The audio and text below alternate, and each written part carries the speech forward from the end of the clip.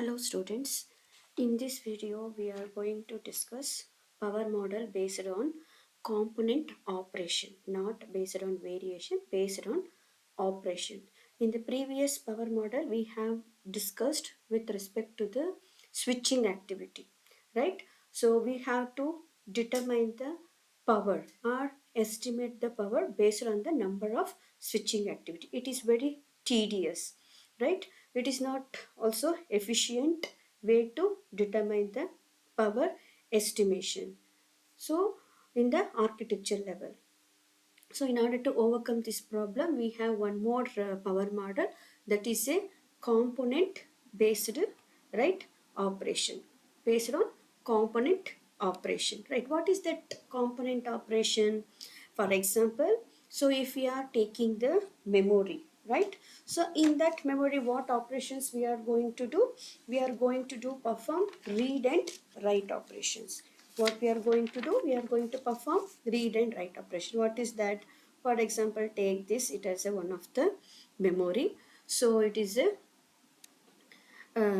either it is a RAM or ROM. In ROM, we are not going to perform write operation. We are going to only perform read operation. Take this one is a cache memory, right? It is a DRAM memory. So in the particular address, for example, if it is a 2-bit address means, so I will write some data, right? So 1, right? Example. So like that, so we are performing write operation, and also in that particular address I can also able to perform read the data, what is the value stored in that particular address. Like that, it is a simple example for component operation, that is a memory. So like that, we have many other components such as shifting operation, right shift, left shift, right, and shift rotate with carry, shift rotate without carry, right? So we have studied these things, these operation in our digital logic circuit. Not only that, we are performing different types of addition operations and multiplication operations. In this power model, we are taking memory as an example to explain the concept of power model based on component operation. Okay, so as I said before, in the memory component we are performing the two operations. One is read and another one is write, right? So here, in order to determine the power consumed, or in order to find out the power estimation, we need read frequency along with the component, coefficients, right? Here f read means switching frequency for read operations and their corresponding power coefficient. K1 is the coefficients of read. Similarly, f write. F write is a frequency of writing operations, right? And its corresponding power coefficient K2. So K1 and K2 can be determined using the SPICE tool, as we have discussed in the previous power model based on switching activity. Here also the coefficients of read and write operations can be determined using the SPICE tool, right? It is a K1 means how much power consumed by one read operation. K2 means how much power, or we can also call this one as the energy, right? How much energy or how much power consumed to perform write operations, right? So based on this component operations, we are determining the power model. It is very fast and it is also very simple, and we will get the accurate result. Just we are counting the number of read and write operations. No need to perform or counting the bits, right? As we have done in the previous power model, we have to count the each bit and we have to find out the power quotient for each bit. It is very complex model, right? So here we are counting how many read and write operations taking place in order to determine the power consumption or power utilization. So it is the advantage of this model is it is very simple right? And it is also very fast and accurate when compared to the previous model, right? So as I said before, the we are performing the read and write operations, right, in the memory, but in the real time, we are using the address to store the data, and also in order to perform the um, write operations, right? So we are performing the write operations, and also we are performing the read operation. We store the data and we are extract the data, right? Store means write, extract means read the data, right? So in real time, our memory address, it is what is this? We are giving that particular address.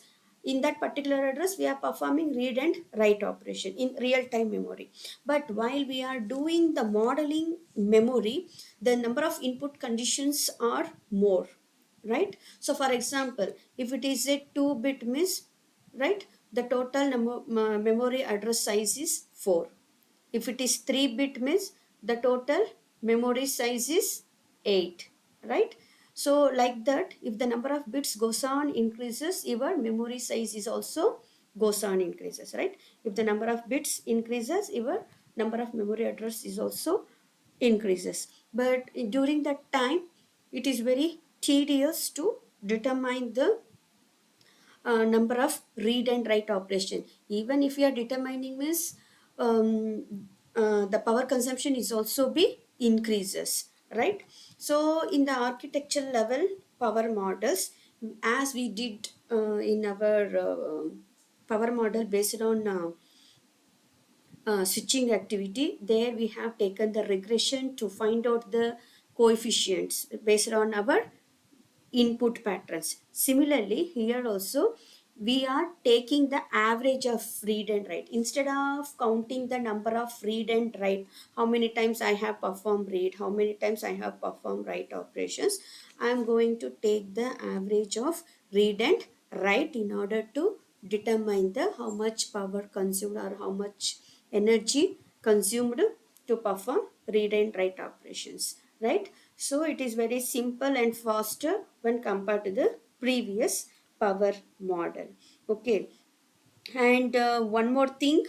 So by taking the average of read and write operation, it is very inaccurate, right? We won't get exact power dissipation occurs as in our real time memory read and write operations.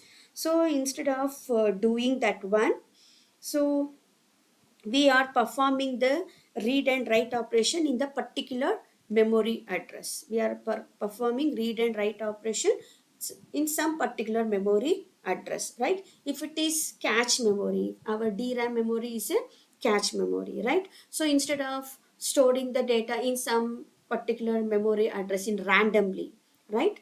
Randomly, if you are storing the data and writing, it is very tedious, right? It is very tedious to determine the total power utilization accurately. So instead of doing that, we store the data, right? We store that, I mean, we write the data and read the data in some specific address, especially zero address. If it is 2-bit means it is a 2 zeros. If it is 3-bit means it is a 3 zeros.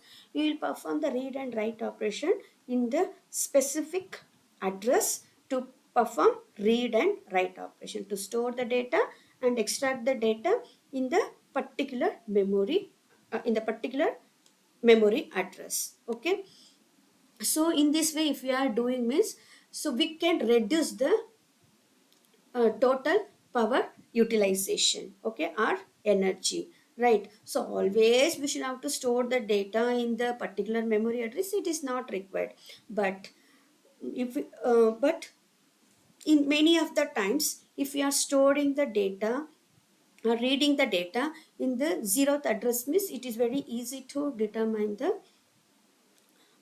power utilization. So we can also use non-zero address also in order to store the data.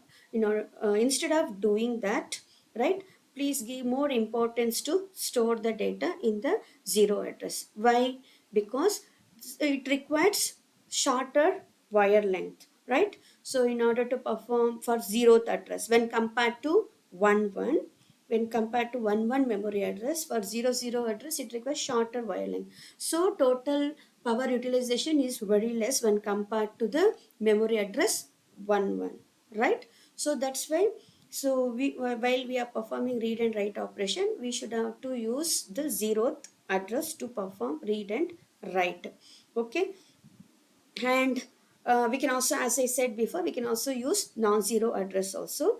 So the in order to perform this, in order to determine the power dissipation, we are using the modified power model equation.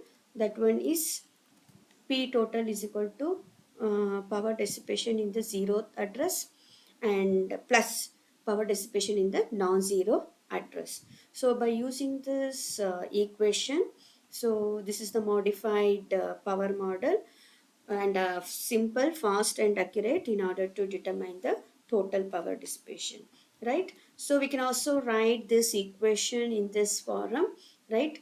So zeroth address read frequency and its corresponding coefficient, zeroth address write frequency and its corresponding coefficient. Similarly, for the non-zero address, power dissipation can be determined from the non-zero address read frequency and its corresponding power coefficient, non-zero address write frequency and its corresponding coefficient. By using these two equations, so we will substitute these two equations in these equations in order to determine the total power dissipation. So here the summary is, so instead of determining the power utilization based on the switching activity, it is very complex, it is not efficient manner. That's why we are using the power model based on component operations. In the component operations, we are for example, in the memory operations, we are performing the read and write operation in the particular address instead of storing the data randomly in order to